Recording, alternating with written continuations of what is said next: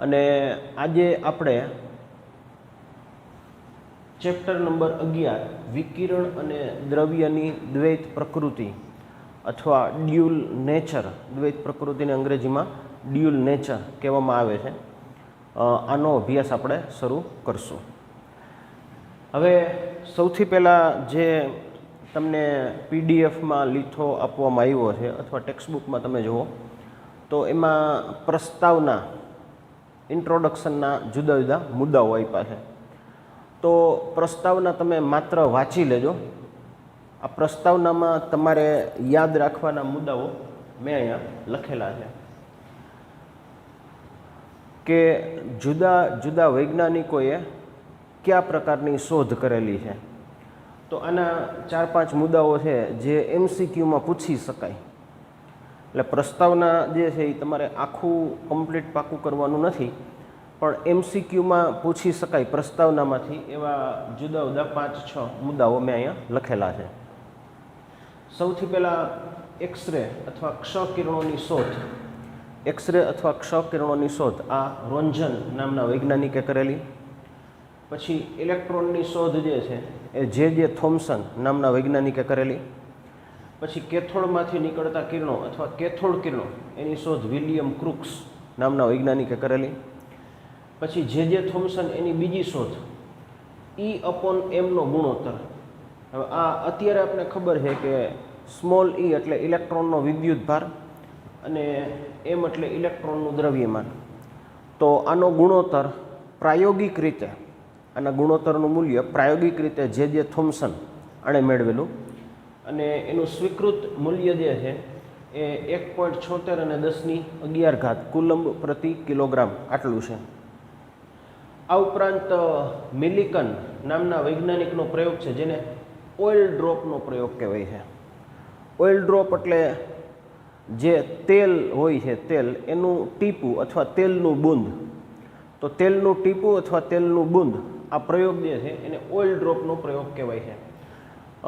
જૂના સિલેબસમાં આ પ્રયોગ તમારા કોર્સમાં હતો, પણ હવે આ કોર્સમાંથી નીકળી ગયો છે, એટલે હવે આ પ્રયોગ આપણે ભણવાનો નથી. આ ઓઇલ ડ્રોપના પ્રયોગને આધારે એવું સાબિત થયું કે કુદરતમાં મળી આવતા તમામ વિદ્યુત ભારો એક મૂળભૂત વિદ્યુત ભારના પૂર્ણ ગુણાંકમાં હોય છે.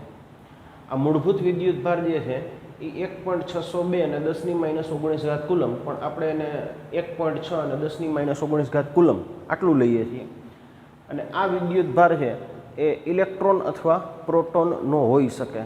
અને આ જે ઘટના છે એને વિદ્યુત ભારનું ક્વોન્ટમીકરણ કહે છે, અથવા વ્યાપક રીતે એવું કહી શકાય કે વિદ્યુત ભાર જે છે એ ક્વોન્ટાઇઝ્ડ હોય છે અથવા ક્વોન્ટમીકૃત હોય છે. તો વિદ્યુત ભારનું ક્વોન્ટમીકરણ તમે ચેપ્ટર 1માં ભણેલો છે, પહેલા ચેપ્ટરમાં આની આખી થિયરી આવે છે વિદ્યુત ભારનું ક્વોન્ટમીકરણ. તો એ ક્વોન્ટમીકરણની પ્રાયોગિક સાબિતી જે છે એ મિલિકનના ઓઇલ ડ્રોપ પ્રયોગથી મળેલી છે. તો પ્રસ્તાવનામાં તમારે આખું પાકું કરવાનું નથી, આટલા મુદ્દાઓ નોટબુકમાં લખી લેજો. આ એમસીક્યુમાં પૂછી શકાય એવા મુદ્દાઓ છે.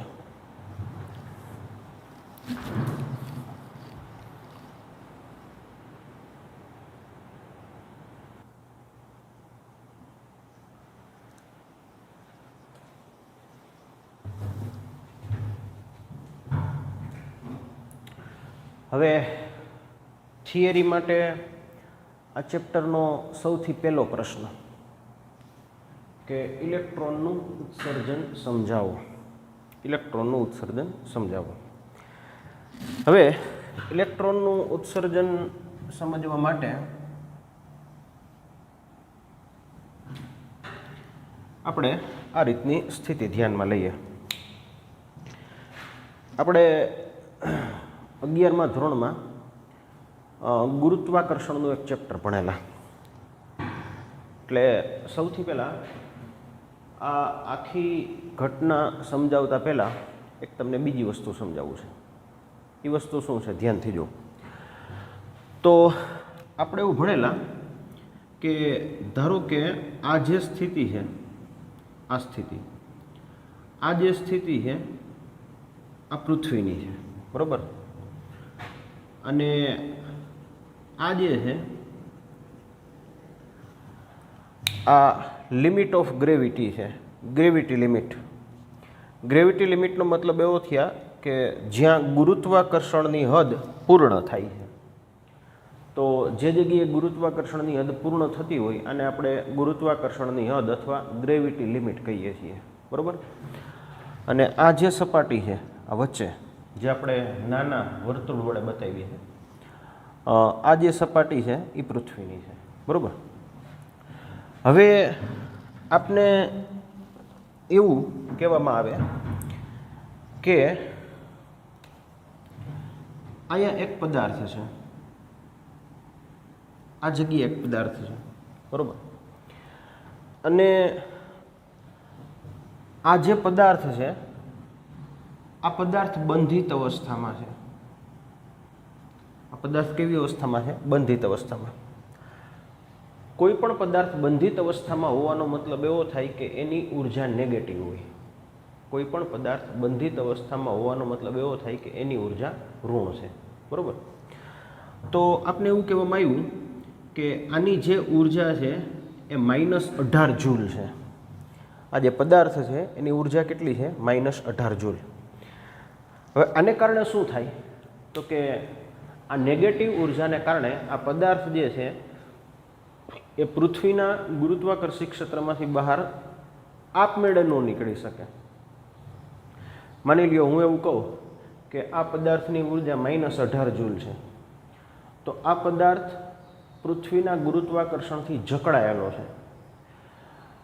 હવે જો આ પદાર્થને ગ્રેવિટી લિમિટમાંથી બહાર કાઢવો હોય, મતલબ મુક્ત કરવો હોય, તો આપવી પડતી ઉર્જા કેટલી?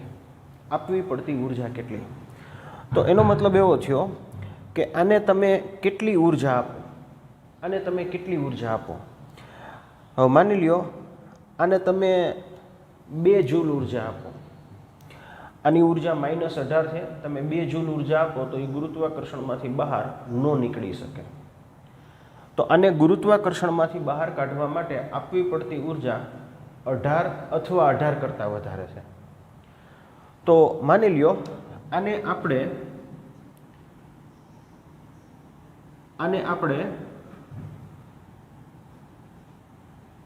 18 જૂલ ઉર્જા આપવામાં આવે છે.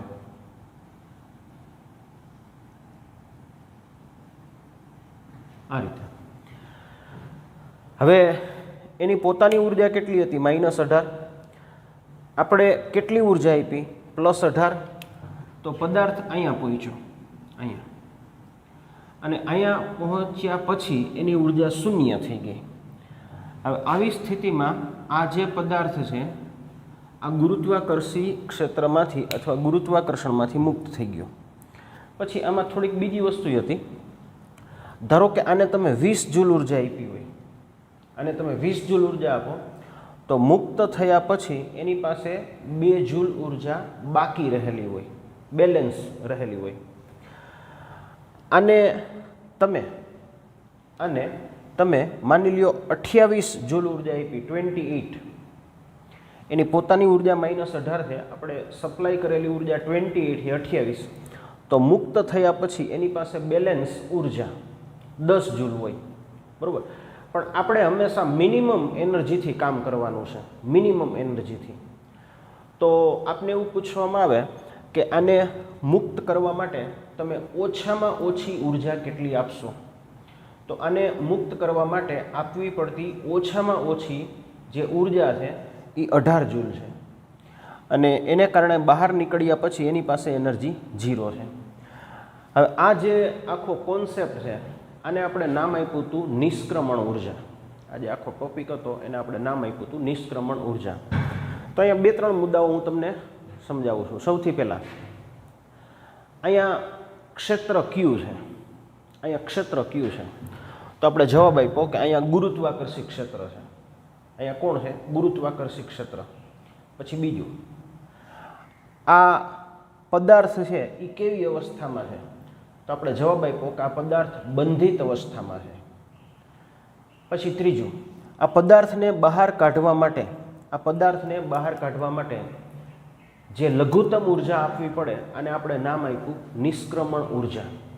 આ પદાર્થને બહાર કાઢવા માટે જે લઘુત્તમ ઉર્જા આપવી પડે એને આપણે નામ આપ્યું નિષ્ક્રમણ ઉર્જા. તો આ એક કોન્સેપ્ટ આપણે ગુરુત્વાકર્ષણમાં ભણ્યા છીએ. હવે આ જ વસ્તુને થોડીક આપણે બદલાવી નાખીએ. કઈ રીતે જુઓ. હવે હું એવું કહું છું કે આ જે છે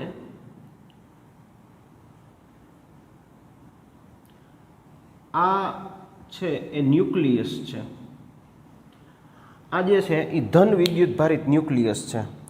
એટલે હવે આમ તો તમે જાણો છો કે ન્યુક્લિયસની અંદર બે પ્રકારના કણ હોય, એક પ્રોટોન હોય અને એક ન્યુટ્રોન હોય. પણ તમે જાણો છો કે ન્યુટ્રોન પાસે વિદ્યુત ભાર હોતો નથી. તો આપણે માત્ર પ્રોટોનને ધ્યાનમાં લીધા.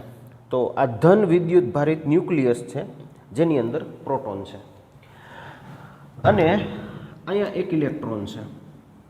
આ રીતે આ જે છે એ કોણ છે? ઇલેક્ટ્રોન છે. બરાબર.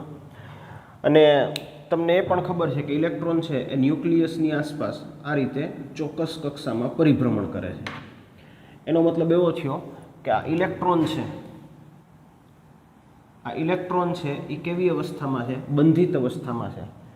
ઇલેક્ટ્રોન બંધિત અવસ્થામાં છે અને બંધિત અવસ્થામાં ઇલેક્ટ્રોનની પોતાની ઉર્જા હંમેશા નેગેટિવ હોય. તો ઇલેક્ટ્રોન બંધિત અવસ્થામાં છે અને માની લઈએ કે આની ઉર્જા -18 જૂલ છે. તો આ ન્યુક્લિયસ છે અને ન્યુક્લિયસની આસપાસ ઇલેક્ટ્રોન બંધિત અવસ્થામાં છે અને બંધિત અવસ્થામાં રહેલા ઇલેક્ટ્રોનની ઉર્જા કેટલી છે? -18 જૂલ છે. હવે પાછો એનો જ મુદ્દો છે કે આ ઇલેક્ટ્રોન જે છે, તમને એવું પૂછવામાં આવે કે આ ઇલેક્ટ્રોન જે છે એ અત્યારે આની આસપાસ પરિભ્રમણ કરે છે, તો આ ઇલેક્ટ્રોન કેવી અવસ્થામાં છે? તો આપણે જવાબ આપ્યો કે ઇલેક્ટ્રોન બંધિત અવસ્થામાં છે, કારણ કે એની ઉર્જા કેવી છે? નેગેટિવ. હવે આપણે ફરીથી એવું પૂછવામાં આવ્યું કે આ ઇલેક્ટ્રોનને બહાર કઈ રીતે કાઢી શકાય? તો ફરીથી આપણે શક્યતાઓ વિચારીએ. ધારો કે આ ઇલેક્ટ્રોનને 2 જૂલ ઉર્જા આપવામાં આવે, 2 જૂલ. તો 2 જૂલ ઉર્જાથી ઇલેક્ટ્રોન ઉપરની કક્ષામાં જઈ શકે. અત્યારે આ ઇલેક્ટ્રોનની ઉર્જા કેટલી છે? -18. ઇલેક્ટ્રોનને તમે 2 અથવા 3 જૂલ ઉર્જા આપો તો ઇલેક્ટ્રોન નીચેની કક્ષામાંથી ઉપરની કક્ષામાં જઈ શકે પણ મુક્ત ન થઈ શકે. ઇલેક્ટ્રોનને મુક્ત કરવા માટે તમારે કેટલી ઉર્જા આપવી પડે? તો કે ફરીથી આગળ આપણે ભણાવી છે કે ઇલેક્ટ્રોનને મુક્ત કરવો હોય તો તમારે કેટલી ઉર્જા આપવી પડે? કાં તો +18 અથવા +18 કરતાં વધારે. જો તમે આને 18 જૂલ ઉર્જા આપો છો, આ ઇલેક્ટ્રોનને કેટલી? 18 જૂલ ઉર્જા આપો છો, આ ઇલેક્ટ્રોનને 18 જૂલ ઉર્જા આપો છો, તો હવે આ ઇલેક્ટ્રોન કેવી અવસ્થામાં આવી ગયો? મુક્ત અવસ્થામાં. પણ કારણ કે તમે એને એક્ઝેક્ટ 18 જૂલ ઉર્જા આપી છે, તો બહાર નીકળ્યા પછી એની ઉર્જા શૂન્ય હશે, મતલબ એ 0 એનર્જીથી બહાર નીકળશે. હવે આપણે એવું કહેવામાં આવ્યું કે આને તમે 19 જૂલ ઉર્જા આપો, 19 જૂલ.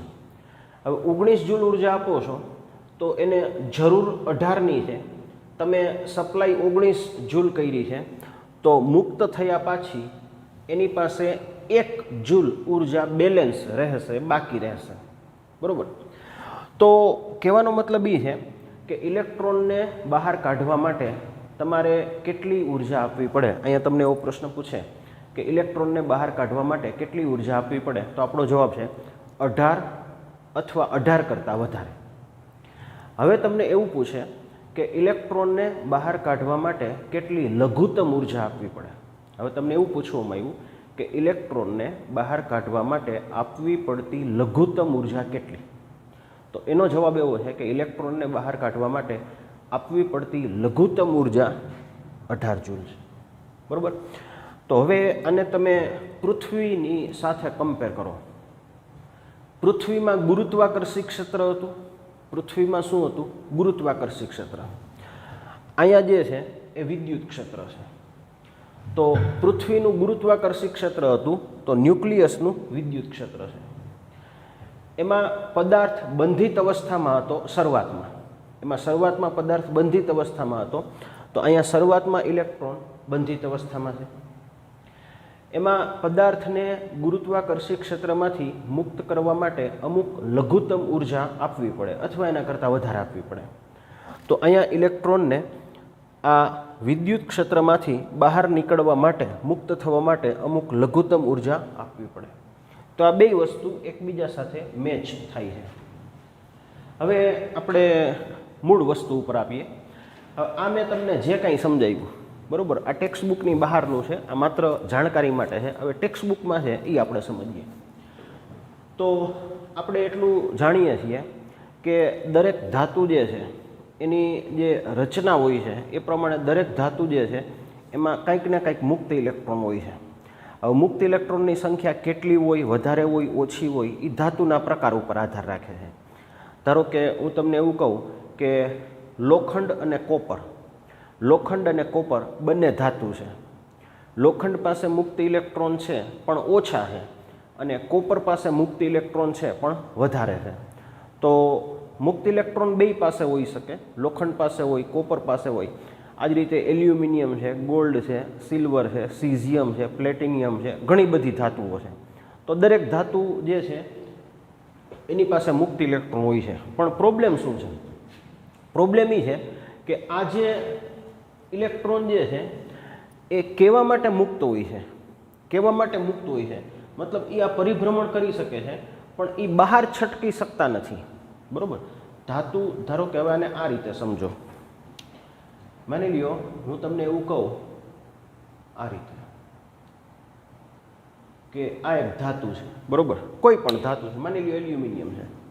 હવે તમને એવું પૂછવામાં આવે કે આ ધાતુ પાસે મુક્ત ઇલેક્ટ્રોન છે કે નહીં, તો આપણો જવાબ છે આની પાસે મુક્ત ઇલેક્ટ્રોન છે. પણ મુક્ત ઇલેક્ટ્રોનનો મતલબ એવો નથી કે ઇલેક્ટ્રોન ધાતુમાંથી બહાર આવી જાય. બરાબર? એનું કારણ શું છે કે એનું કારણ એ છે કે દરેક ધાતુની અંદર ન્યુક્લિયસમાં પોઝિટિવ ચાર્જ હોય છે, ધન આયન હોય છે. અને આ ધન આયન જે છે આ ઇલેક્ટ્રોન ઉપર આકર્ષણ બળ લગાડે છે કુલમના નિયમ પ્રમાણે. અને આ આકર્ષણ બળને કારણે ઇલેક્ટ્રોન જે છે એ આમાં જકડાયેલા રહે છે. જો મુક્ત હોવું અને બહાર નીકળવું એ બે વસ્તુ અલગ છે. ધારો કે હું તમને એવું કહું કે એક કોપર વાયર છે, એમાંથી વિદ્યુત પ્રવાહ પસાર થાય છે. એક કોપર વાયરમાંથી વિદ્યુત પ્રવાહ પસાર થાય છે તો એનો મતલબ એમાં મુક્ત ઇલેક્ટ્રોન છે. પણ એનો મતલબ એવો નથી કે ઇલેક્ટ્રોન એમાંથી બહાર નીકળી અને હવામાં આવી જાય. તો ઇલેક્ટ્રોન જે છે એ કોપર વાયરમાં જકડાયેલા છે, એ કોપર વાયરને છોડી અને બહાર ન આવી શકે. તો એનું કારણ એવું છે કે દરેક ધાતુ જે છે એનું જે ન્યુક્લિયસ હોય છે, એના પરમાણુનું ન્યુક્લિયસ હોય છે, એમાં પ્રોટોનના ધન વિદ્યુતભાર હોય છે. અને આ પ્રોટોનનો ધન વિદ્યુતભાર છે એ ઇલેક્ટ્રોનને પોતાની તરફ ખેંચી રાખે છે અથવા જકડી રાખે છે. આને કારણે મુક્ત ઇલેક્ટ્રોન હોવા છતાંય આ ઇલેક્ટ્રોન ધાતુને છોડી અને બહાર આવી શકતા નથી. જે મેં તમને હમણાં સમજાવ્યું કે આ ઇલેક્ટ્રોન જે છે એ આને છોડી અને બહાર ન આવી શકે. હવે શું કરવું પડે તો કે એ આપણે હમણાં સમજ્યા કે માની લ્યો આની પોતાની ઉર્જા -18 જૂલ છે, આની ઇલેક્ટ્રોનની પોતાની ઉર્જા -18 જૂલ છે. તો એને બહાર કાઢવા માટે તમારે અમુક ઉર્જા સપ્લાય કરવી પડે. તો અહીંયા આપણે વર્ક ફંક્શન અથવા કાર્ય વિધેય, આ નામ યાદ રાખજો. હવે આ ચેપ્ટરમાં વારંવાર આવશે વર્ક ફંક્શન અથવા કાર્ય વિધેય. તો વર્ક ફંક્શન અથવા કાર્ય વિધેય કોને કહેવાય? કોઈ પણ ધાતુની સપાટી એમાંથી ઇલેક્ટ્રોનનું ઉત્સર્જન કરવા માટે, કોઈ પણ ધાતુની સપાટી એમાંથી ઇલેક્ટ્રોનનું ઉત્સર્જન કરવા માટે આપવી પડતી લઘુત્તમ ઉર્જાને ધાતુનું વર્ક ફંક્શન અથવા કાર્ય વિધેય કહે છે. અને વર્ક ફંક્શનની સંજ્ઞા છે φ0. વર્ક ફંક્શનની સંજ્ઞા શું છે? φ0. અત્યારે આપણે સમજીએ તો આનું વર્ક ફંક્શન, આ જે આપણે ચર્ચા કરી તો આનું વર્ક ફંક્શન છે 18 જૂલ. તો અહીંયા તમે ઓછામાં ઓછી 18 જૂલ ઉર્જા આપી અને ઇલેક્ટ્રોનને બહાર કાઢી શકો. તો આનું વર્ક ફંક્શન કેટલું છે? 18 જૂલ. પણ જૂલ છે એ અતિશય મોટો એકમ છે. જે રીતે હું તમને એવું કહું કે અંતરનો એકમ મીટર છે, પણ ઓછું અંતર હોય, અંતરનો એકમ મીટર છે પણ અતિશય ઓછું અંતર હોય તો આપણે એંગસ્ટ્રોમ વાપરીએ છીએ, બરાબર. તો એ જ રીતે જૂલ છે એ એનર્જીનો બહુ મોટો એકમ છે. તો ઓછી ઉર્જા હોય તો એનર્જીનો બીજો એકમ છે ઇલેક્ટ્રોન વોલ્ટ, EV. તો હવે અતિશય ઓછી એનર્જી હોય તો આપણે એનર્જીનો ઉપયોગ, એનર્જી માપવા માટે ઇલેક્ટ્રોન વોલ્ટનો ઉપયોગ કરશું.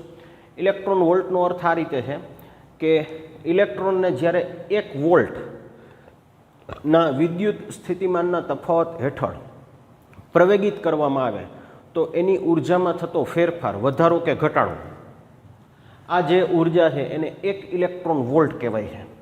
તો આ કન્વર્ઝન યાદ રાખજો કે 1 ઇલેક્ટ્રોન વોલ્ટ એટલે 1.602 અને 10⁻⁹ જૂલ.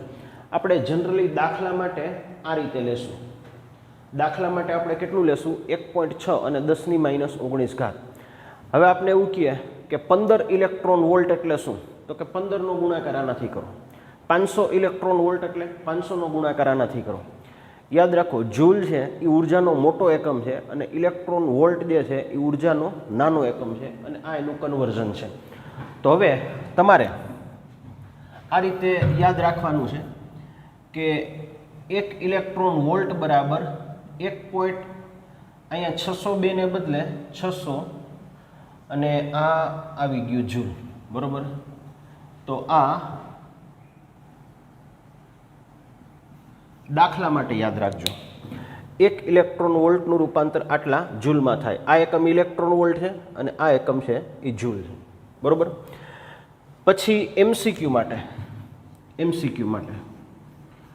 વર્ક ફંક્શન છે એ શેના પર આધારિત છે?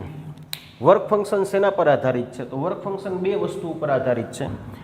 એક ધાતુના ગુણધર્મ અને સપાટીના પ્રકાર. એલ્યુમિનિયમ અને કોપર આ જુદી જુદી ધાતુ છે, તો એનું વર્ક ફંક્શન અલગ અલગ હોય. પછી સપાટીનો પ્રકાર, મતલબ લીસી સપાટી, ખરબચડી સપાટી, એના માટે વર્ક ફંક્શન અલગ અલગ હોય છે. સામાન્ય રીતે જે ધાતુની કેટેગરી છે એમાં પ્લેટિનમ જે છે એનું વર્ક ફંક્શન મહત્તમ છે, આશરે 5.65 ઇલેક્ટ્રોન વોલ્ટ, અને સીઝિયમ છે એનું વર્ક ફંક્શન લઘુત્તમ છે, આશરે 2.14 ઇલેક્ટ્રોન વોલ્ટ. બોર્ડની જે પરીક્ષા છે, બોર્ડની પરીક્ષા મતલબ હું તમને એવું કહું કે તમે જે બોર્ડની પરીક્ષા આપશો એ 2021માં આપશો. તમે જે બોર્ડની પરીક્ષા આપશો એ 2021માં આપશો. જે લાસ્ટ બોર્ડની પરીક્ષા છે માર્ચ 2020, એમાં આ જે પ્રશ્ન છે આ MCQમાં પૂછાયેલો હતો. માર્ચ 2020 એની બોર્ડની પરીક્ષામાં આ પ્રશ્ન MCQમાં પૂછાયેલો હતો કે સીઝિયમનું વર્ક ફંક્શન કેટલું છે, બરાબર. તો આ યાદ રાખજો, સીઝિયમનું વર્ક ફંક્શન 2.14 અને પ્લેટિનમ જે છે એનું વર્ક ફંક્શન છે એ 5.65 ઇલેક્ટ્રોન વોલ્ટ છે. આ મહત્તમ છે ને આ લઘુત્તમ. સાદી ભાષામાં હું તમને સમજાવું તો તમને એવું કહે કે સીઝિયમમાંથી ઇલેક્ટ્રોનને બહાર કાઢવું હોય, સીઝિયમમાંથી ઇલેક્ટ્રોનને બહાર કાઢવું હોય તો કેટલી એનર્જી આપવી પડે? 2.14 અથવા એના કરતાં વધારે. આનો સિમ્પલ મતલબ આવો થયો. અને પ્લેટિનમમાંથી ઇલેક્ટ્રોનને બહાર કાઢવું હોય તો કેટલી ઉર્જા આપવી પડે? 5.65 અથવા એના કરતાં વધારે. પછી ઇલેક્ટ્રોનનું ઉત્સર્જન કરવાના પ્રકાર, ઇલેક્ટ્રોનને બહાર કાઢવાના પ્રકાર. તો કોઈ પણ ધાતુની સપાટી જે છે, કોઈ પણ ધાતુની સપાટી, હવે અહીંયા જો આ પ્રશ્નનો પહેલો ભાગ જે છે એ આટલો અહીંયા પૂરો થાય છે. આમાં તમે શું સમજાવ્યું કે ઇલેક્ટ્રોન જે છે એ કઈ રીતે ઉત્સર્જન પામી શકે, બરાબર. હવે અહીંયા આ ઉત્સર્જનના પ્રકાર છે, ટાઈપ ઓફ ઉત્સર્જન છે. ઉત્સર્જન 3 રીતે થઈ શકે. તો કોઈ પણ ધાતુની સપાટી જે છે એમાંથી ઇલેક્ટ્રોન 3 રીતે બહાર આવી શકે. પહેલું જે છે એને કહેવાય છે તાપીય અથવા થર્મિયોનિક ઉત્સર્જન. પહેલું જે છે એને તાપીય અથવા થર્મિયોનિક ઉત્સર્જન કહેવાય. બીજું જે છે એને ક્ષેત્રીય ઉત્સર્જન અથવા ફિલ્ડ ઉત્સર્જન કહેવાય. બીજું જે છે એને શું કહેવાય? ક્ષેત્રીય ઉત્સર્જન અથવા ફિલ્ડ ઉત્સર્જન. અને ત્રીજું જે છે એને કહેવાય છે ફોટો ઇલેક્ટ્રિક ઉત્સર્જન. ત્રીજું જે છે એને શું કહેવાય છે? ફોટો ઇલેક્ટ્રિક ઉત્સર્જન. હવે ત્રણેયને આપણે અલગ અલગ રીતે સમજાવીએ. તાપીય અથવા થર્મિયોનિક ઉત્સર્જનનો મતલબ શું થાય? હવે આપણે હમણાં અહીંયા ચર્ચા કરી કે દરેક ધાતુ છે, દરેક ધાતુ જે છે એને બહાર કાઢવા માટે તમારે લઘુત્તમ ઉર્જા આપવી પડે. હવે ધારો કે આપણે અહીંયા જ વાત કરીએ, બરાબર, કે માની લ્યો આ જે મટીરિયલ છે એ સીઝિયમ છે. આ જે મટીરિયલ છે એ કેવી છે? સીઝિયમ છે. તો સીઝિયમમાં જે ઇલેક્ટ્રોન છે એની ઉર્જા કેટલી છે? 2.14 ઇલેક્ટ્રોન વોલ્ટ. આની ઉર્જા કેટલી છે? સીઝિયમમાં જે ઇલેક્ટ્રોન છે એની ઉર્જા કેટલી છે? -2.14 ઇલેક્ટ્રોન વોલ્ટ. તો એને આપવી પડતી ઉર્જા કેટલી છે? એને આપવી પડતી ઉર્જા છે એ 2.14 ઇલેક્ટ્રોન વોલ્ટ છે. તો આનું વર્ક ફંક્શન કેટલું થઈ ગયું? 2.14. હવે આનો મતલબ શું થયો? જો તમે આને 2.11ની ઉર્જા આપો તો ઇલેક્ટ્રોન બહાર ન આવે, બરાબર. જો તમે આને 2.13 આટલી ઉર્જા આપો ઇલેક્ટ્રોન તોય બહાર ન આવે. ઇલેક્ટ્રોન બહાર ક્યારે આવે? તો કે કાં તો તમે આને ઉર્જા 2.14 આપો અથવા 2.14 કરતાં વધારે આપો તો જ ઇલેક્ટ્રોનનું ઉત્સર્જન થઈ શકે. હવે આ ઉર્જા આપવાની પહેલી રીત, તો પહેલી રીત એ છે કે કોઈ પણ ધાતુ છે એને ગરમ કરવામાં આવે. કોઈ પણ ધાતુ છે એને ગરમ કરવામાં આવે. ધાતુને ગરમ કરવાના ઘણા બધા રસ્તાઓ છે. હાવ સિમ્પલ રસ્તો એ છે કે ધાતુમાંથી વિદ્યુત પ્રવાહ પસાર કરો. કોઈ પણ ધાતુ છે એમાંથી કરંટ પસાર કરો. હવે વિદ્યુત પ્રવાહ પસાર કરો તો તમે જાણો છો I²RT જૂલનો નિયમ. કોઈ પણ ધાતુમાંથી જ્યારે વિદ્યુત પ્રવાહ પસાર કરો તો I²RT આ નિયમ પ્રમાણે એમાંથી એનર્જી ઉત્પન્ન થશે અને એને કારણે ધાતુ જે છે એ ધીમે ધીમે ગરમ થશે. અને ધાતુ જે છે એ ગરમ થતાં થતાં જો આટલી ઉર્જા પ્રાપ્ત કરે, કેટલી? 2.14. આ તો મેં તમને સમજાવ્યું 2.14. પણ ધાતુ જ્યારે વર્ક ફંક્શન જેટલી ઉર્જા પ્રાપ્ત કરે તો એમાંથી ઇલેક્ટ્રોન બહાર આવે છે. તો આ રીતે જે ઉત્સર્જન થાય એને તાપીય અથવા થર્મિયોનિક ઉત્સર્જન કહેવામાં આવે છે. પછી બીજું જે છે એ ક્ષેત્રીય ઉત્સર્જન અથવા ફિલ્ડ ઉત્સર્જન છે.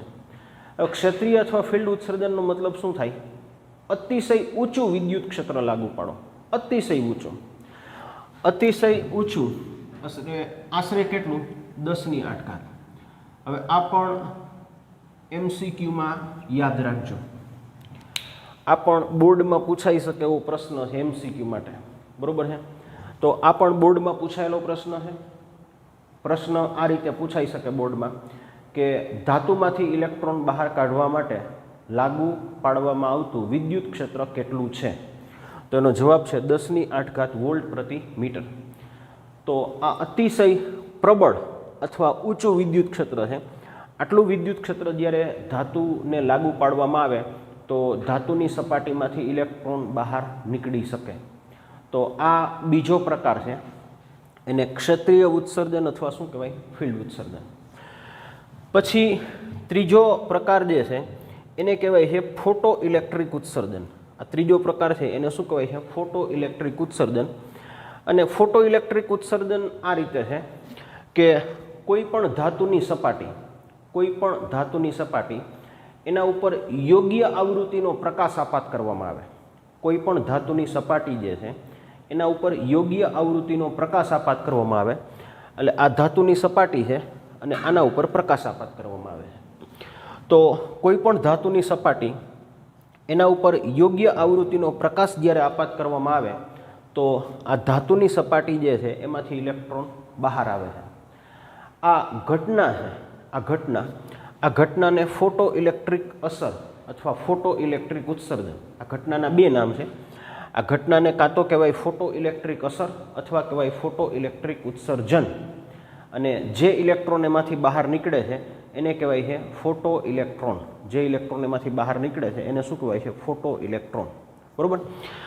તો આ બધી વસ્તુ ધ્યાનમાં રાખજો. હવે આમાં આ પ્રશ્ન નંબર 1 છે એમાં MCQના 2-3 મુદ્દાઓ છે એ હું તમને સમજાવું છું. પહેલું, વર્ક ફંક્શન્સ એના ઉપર આધારિત છે, ધાતુના ગુણધર્મો અને સપાટીના પ્રકાર. વર્ક ફંક્શનનું મહત્તમ મૂલ્ય પ્લેટિનમ માટે 5.65, લઘુત્તમ મૂલ્ય સીઝિયમ માટે 2.14 અને આ મેં તમને સમજાવ્યું કે જૂલ જે છે એ ઉર્જાનો મોટો એકમ છે, એટલે હવે આપણે ઉર્જાનો નાનો એકમ EV અથવા ઇલેક્ટ્રોન વોલ્ટ આનો ઉપયોગ કરવાનો છે.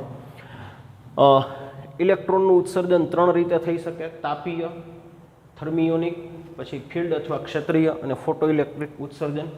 અને આમાં એક MCQનો મુદ્દો યાદ રાખજો કે વિદ્યુત ક્ષેત્રનું મૂલ્ય આશરે કેટલું હોય છે? 10⁸ વોલ્ટ પ્રતિ મીટર. બરાબર.